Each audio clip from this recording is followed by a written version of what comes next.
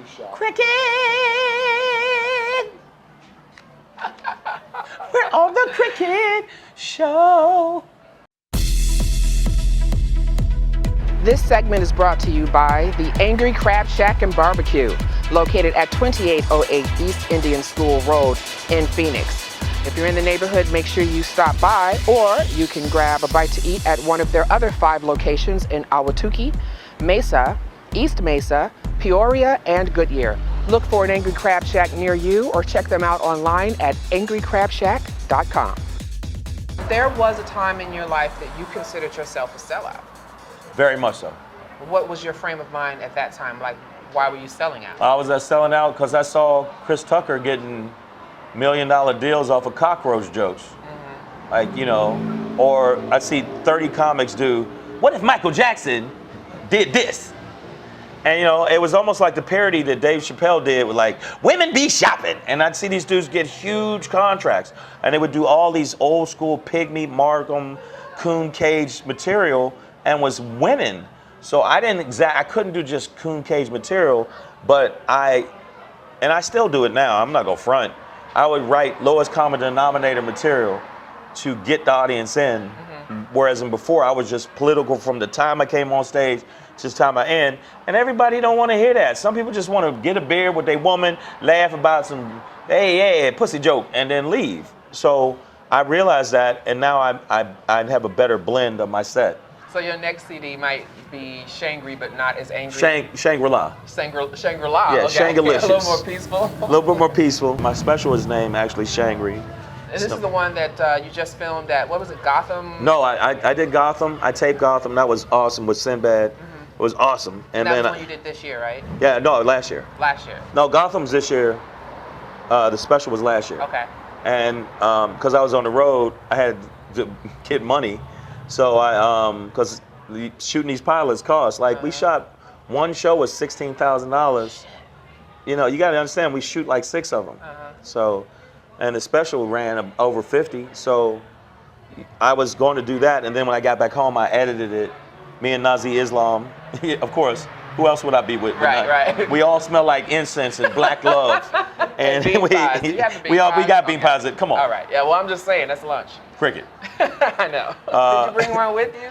Damn. They won't let me get it on the plane. Okay. All right. It's too big. You can't carry food on it. Okay. Somebody told me that there's only room for one black comic on top in Hollywood at a time. That's true.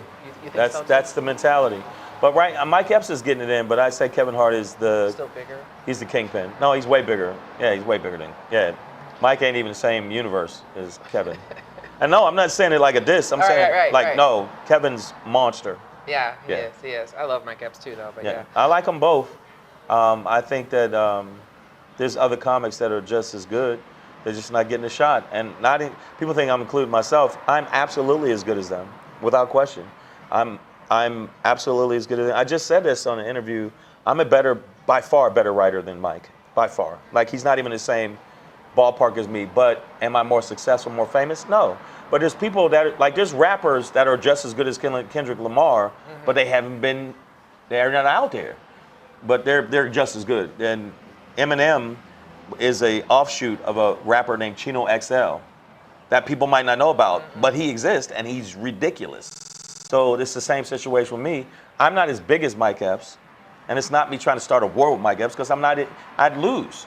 Because people are like, no, I'm hood, I'm down for Mike Epps. But the bottom line is, if you put our stand-up next to each other, my material has better content, is a better written material than his. Now, performance-wise, he got that hood thing on lock. And white mainstream industry loves nigga shit. So they will push it. That's not a fact. That's not me being an ass. That's the truth. That's why Leslie, who is in Ghostbusters, if you watch on YouTube, it got over 1 million thumbs down. And she became a trending topic on how over-the-top buffoonish she is. Oh, wow. Now, somebody cast her. Somebody said, yeah, let's make her be as over-the-top as possible. Somebody wrote it that way. Somebody said, we need a black character that's over the top. But if you look at the first Ghostbusters, the black character wasn't buffoonish. Nerdy. In fact, he was one of the heroes. But this is like, y'all want to see the Cadillac? It's like it's 2016. But and they also, in the other one, he was more of a hero. This one, she's a she's a subway, works in the subway.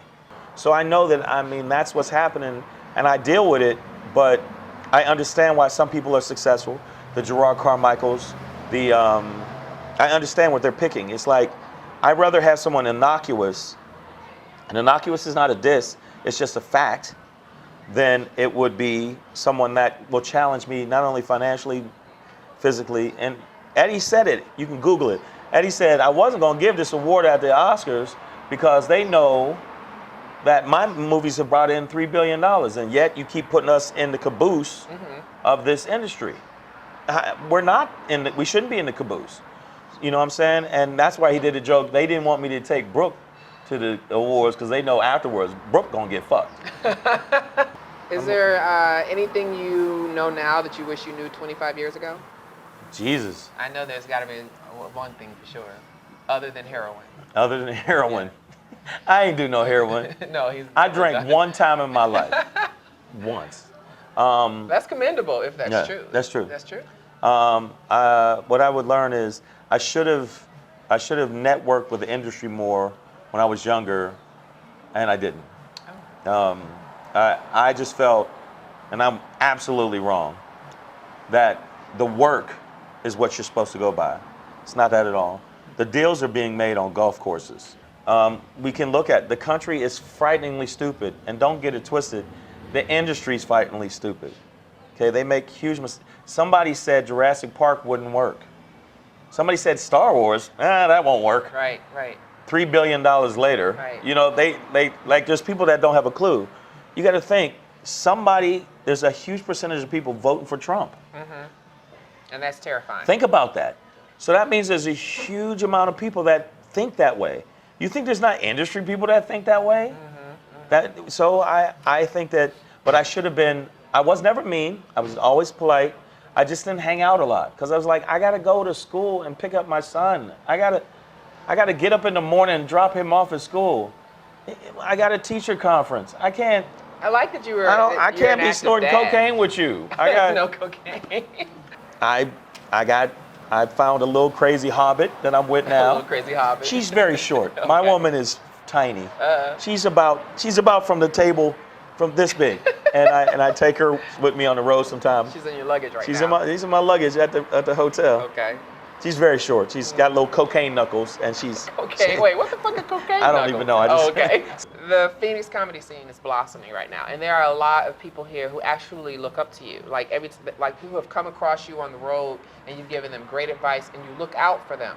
Why do you do that? Why do you give back to comedians coming behind you? Like, why is that so important? I don't get why people don't. That's weird to me. I'm so confident in my shit that I could be with another comic that's a beast and be like, and he's not getting put on, and I put him on if I can. Because you're not taking nothing away from me. What's up with the Monkey with the Brain Bitch show? Now, yes, that was a podcast, Monkey with a Brain Bitch. And now it's a TV show, right? Is it still on? No, we haven't done it in a while because I wanted to do my special, so I was focused on that. And then we shot the show. And then I had to focus my energies on the special. When is the special coming out? Do you have a? We just sent it literally last week. Last Wednesday to Showtime, and then Friday to Netflix. Oh, it's gonna be on Netflix? We don't know. I hope so. I mean, it should be. It's the quality's there. If Netflix don't pick it up, you full of shit. And that's flat out. I hope you see it. I seen some of the specials you had on there, and you gonna tell me my special ain't good enough? Eat a bag of dicks. They might already be eating bags of dicks. What's up, Netflix? I'm kidding, Netflix. It's just urban humor. Yeah, and we love you, Netflix. It's just me being urban. Come on, man. I don't want you to eat a bag of dicks. And where would you get those anyway? Come on, where do you buy them? And so I think that for me, focusing on the social media side of it, focusing on doing good shows, we're going to do it at the Improv at Tempe, making sure my shows is hot. So even if it's a half-filled room, they go tell everybody, yo, I saw this dude do this abortion joke. It was hilarious. He did a joke about drive-through abortion clinics. I ain't never heard of that. Oh, that's so brilliant, man. Just go get a Happy Meal. And an abortion pill Abortion. at the same time? Yeah, you don't need a toy, is the joke. Because what for? All right. Because it's abortion. But like I try to write material That's now. actually pretty dope. I write material that is, I want to write some stuff where other comments go, what? I want the audience to leave go, I cannot believe he did that. Nice. He got away with a sodomy joke. He got away with a, like, I want to get away with it. Like, oh, he did a whole Catholic priest finger in the butt joke and it worked. And then the comics go, man, I can't believe you did that. And then the Catholics even go, yeah, maybe I shouldn't be supporting finger in the butt. That's crazy. Got everybody thinking. No, like, I just recently was talking to somebody, the fact that, I'm not making this up, the Catholic Church has had more lawsuits than you can imagine about child abuse, like sexual child abuse, and not one of these priests is in jail. That's true. Not one. They just took the priest and transferred him to another parish. to another parish. What the fuck? But that's the truth. Yeah. So my thing is, how do I take that, which is a sad, horrible thing, and make not really people funny, but I'm laugh? laughing at it anyway. How do I take abortion and be like, there's a sunny side to abortion, We're going people. to hell. There's some sunny side to abortion. Or I take like murder and make it funny. I want to. Murder is funny. Murder's funny. So tell the folks how they can get at you. Make sure you check me out on Instagram, Comedian Shang. My Twitter is Comedian Shang, and my Snapchat is Comedian Shang, SHANG. And follow me. I'm gonna send you this thing, 2 Girls in a Cup. You'll love it, and you'll see it. You'll see what it is. What the hell is that? What? That's a bird. What happened? There's a bird up there. Oh, did this shit The on bird you? didn't know. The bird didn't like something I said.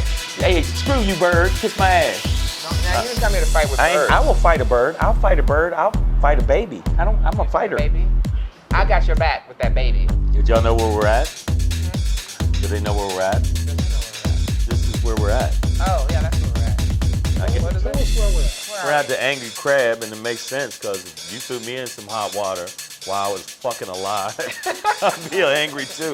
Well, I want to thank you for coming out to chat with us. Hold me. Nipple bump. Wait, I got to do the Give me the. Yeah, nipple bump. Yeah. Look, wait. It's a nice bump.